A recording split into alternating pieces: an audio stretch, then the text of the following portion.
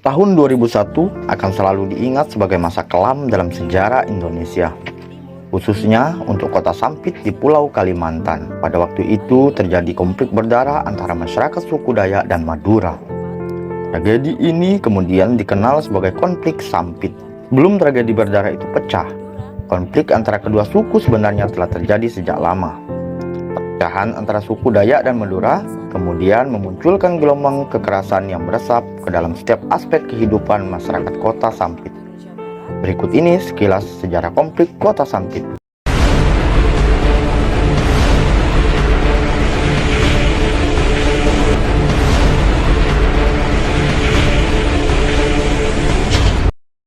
Latar belakang tragedi di Sampit mencakup sejarah panjang ketegangan dan perselisihan antara suku Dayak dan Madura.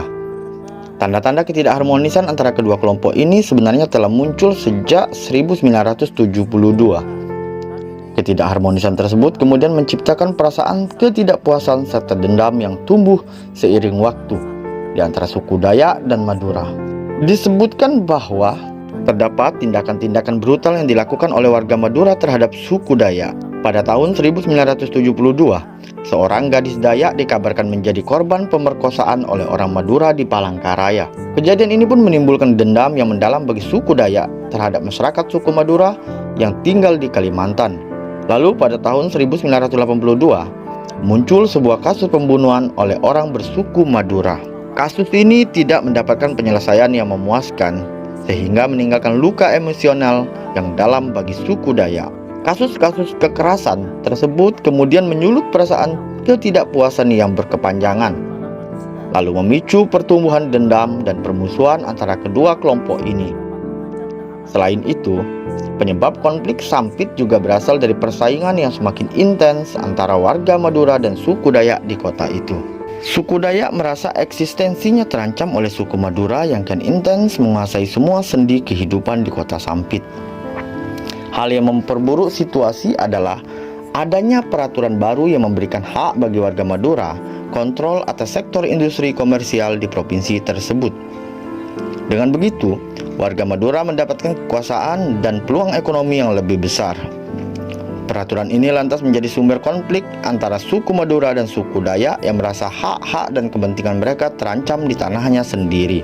Dengan demikian, latar belakang tragedi ini bukanlah sesuatu yang muncul secara tiba-tiba, melainkan akumulasi dari konflik yang tidak terselesaikan, ketidakpuasan, dan tindakan kekerasan selama bertahun-tahun. Titik ledakan kekerasan yang dahsyat terjadi pada rentang tanggal 18 hingga 21 Februari 2001 di Sampit. Puncak kekerasan dalam konflik Sampit merupakan akibat dari kenyataan bahwa sistem hukum dan lembaga adat gagal mengatasi dan menyelesaikan permasalahan yang telah terakumulasi selama ini. Tragedi paling mematikan dalam sejarah ini menjadi bukti bahwa ketidakmampuan dalam menangani perselisihan dan konflik dapat berujung pada konsekuensi yang sangat mengerikan. Suku Dayak yang sebelumnya dikenal hidup dalam damai, tiba-tiba menunjukkan sisi tegas dan keras tak terduga. Suku Dayak merasa tertindas dan tidak dihormati sehingga amarah mereka pun meledak. Oleh karena itu, mereka bersatu dengan suku Banjar dan membangun barisan kuat untuk melawan serta menyerang balik masyarakat suku Madura yang tinggal di Sampit. Selama periode tersebut, aksi-aksi kejam seperti pemenggalan kepala, pembakaran, dan penusukan terhadap orang-orang Madura terjadi setiap penjuru kota.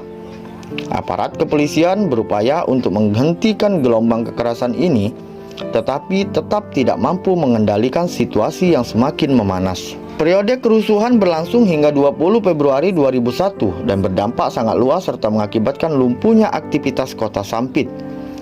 Tragedi ini menjadi luka yang sangat dalam. Tercatat sekitar 500 orang dari suku Madura tewas dalam peristiwa ini. Adapun lebih dari 100.000 orang Madura terpaksa mengungsi karena adanya serangan pembalasan yang mengerikan. Pemandangan di jalanan kota Sampit pada saat itu penuh dengan kengerian.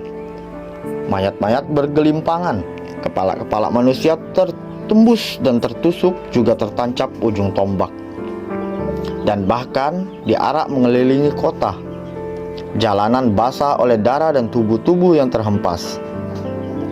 Meskipun begitu, dalam kekacauan tersebut, tampak bahwa serangan hanya ditujukan pada mereka yang melawan dan berusaha melukai orang-orang Dayak. Menarik untuk dicatat bahwa tidak ada perusakan yang ditujukan pada rumah ibadah agama lain. Bahkan suku Madura yang mencari perlindungan di gereja atau masjid tidak mengalami serangan karena suku Dayak masih menjunjung tinggi nilai leluhurnya. Tragedi Sampit memiliki dampak yang signifikan terhadap situasi Kalimantan Tengah. Besarnya skala pembantaian yang terjadi membuat kendali atas situasi sulit dijalankan oleh militer dan kepolisian. Mereka terpaksa mengerahkan pasukan tambahan untuk memberikan bantuan kepada aparat yang sudah ditempatkan di Kalimantan Tengah. Pada 18 Februari, suku Dayak berhasil menguasai kota Sampit. Kemudian polisi menangkap seorang pejabat lokal yang diduga menjadi salah satu dalang di balik perencanaan serangan ini.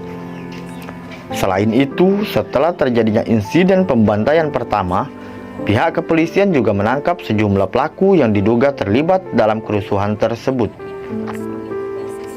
Namun, ribuan anggota suku Dayak kemudian mengepung kantor polisi Palangkaraya demi menuntut pembebasan para tahanan. Pihak kepolisian akhirnya memenuhi permintaan ini untuk mengatasi ketegangan dengan suku Dayak. Pada 28 Februari 2001, militer baru berhasil meredakan situasi dengan membubarkan massa suku Dayak dari jalanan.